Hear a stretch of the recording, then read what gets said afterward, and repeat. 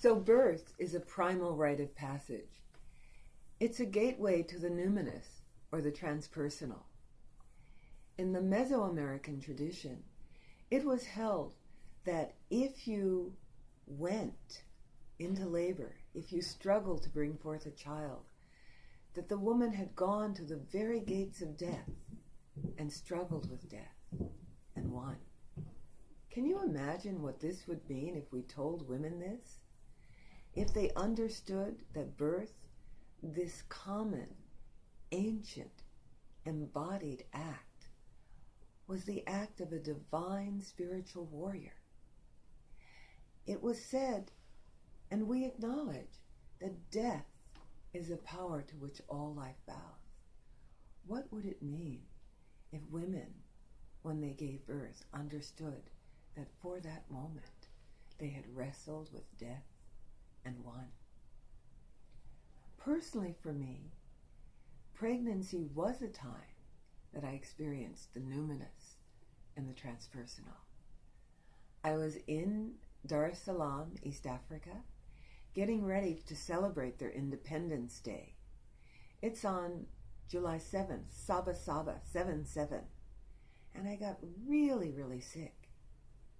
I wasn't thinking at all of the possibility of being pregnant, but I heard a little voice inside me, and it said that I was pregnant, and that I had a choice to say yes or no.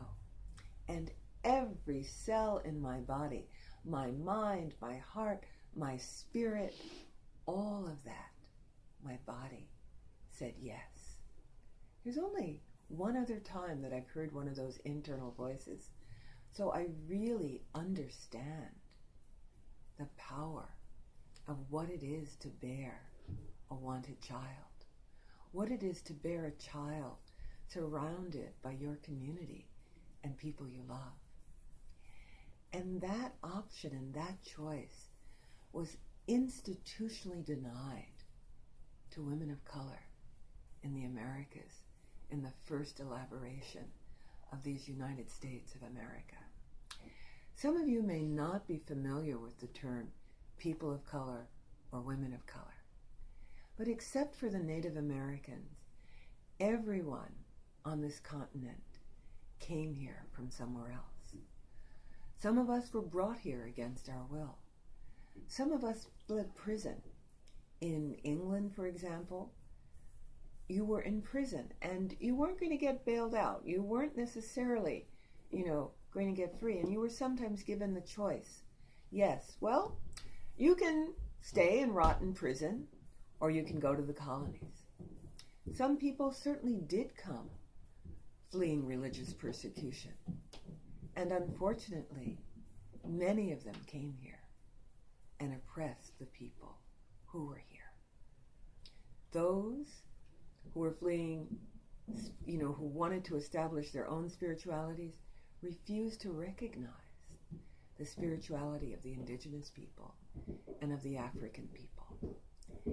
And there were great debates about whether African people or Indian people had souls. If we had souls, then we needed to become Christians and we needed to be saved for Christ. But in the mission system in California, Native American people were enslaved. There was a bounty on the heads of Indians. You could get $5 for every Indian scalp you brought in. African Americans had no rights. Someone tried to bring a case to court about the rape of a 10-year-old African girl, and the court ruling said you could no more rape an enslaved African than you could rape a cow or a horse. Our desires, our bodies, did not belong to us. Juko Holiday, in her article on the body, the word, the body, the kinfolk, talks about an ancestor of hers, raped by the slave owner. When her daughter came of age, that daughter too was raped by the slave owner and bore him 2 children. Incest was legal, and there was no one to cry out about it. I think I think, and Miss Holliday reference Sojourner Truth's comment.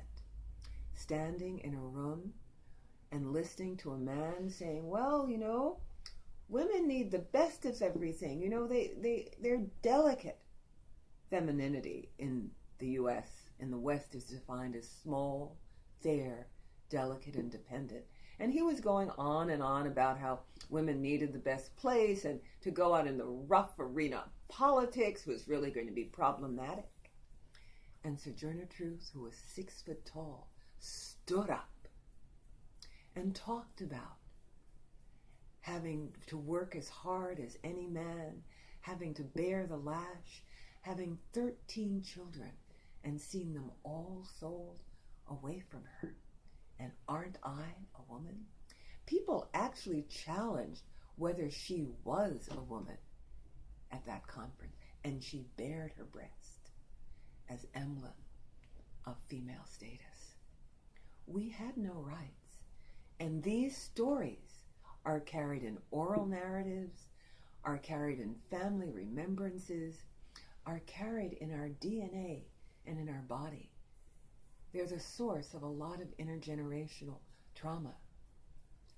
Joy DeGroy has written very movingly and explicitly in a book called Post-Traumatic Slave Syndrome about the maladaptive coping strategies that African American people devised and the resilience they demonstrated in the face of oppression.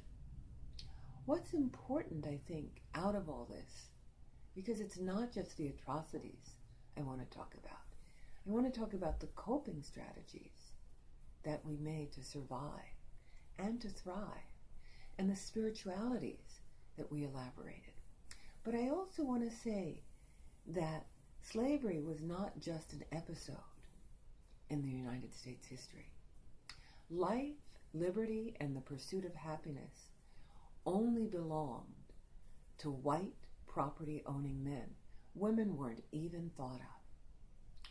It's said that Abigail Adams and some of the women in the Northeast encountered the women of the Iroquois nations. They controlled their own bodies, could refuse sex even if married, practiced birth control and abortion. The women had resounding voices in the council, controlled economics. It was a matrilineal descent.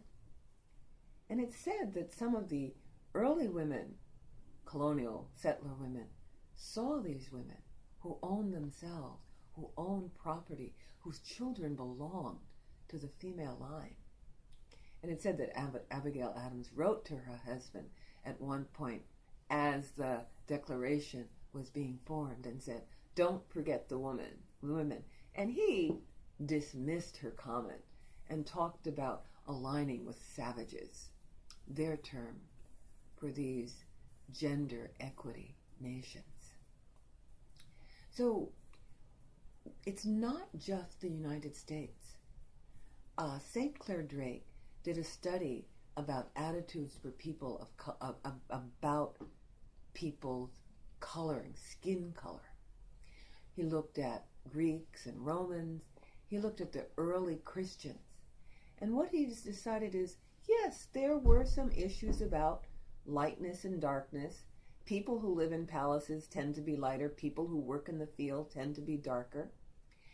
But, he said, being a slave simply meant that your people had been conquered in war.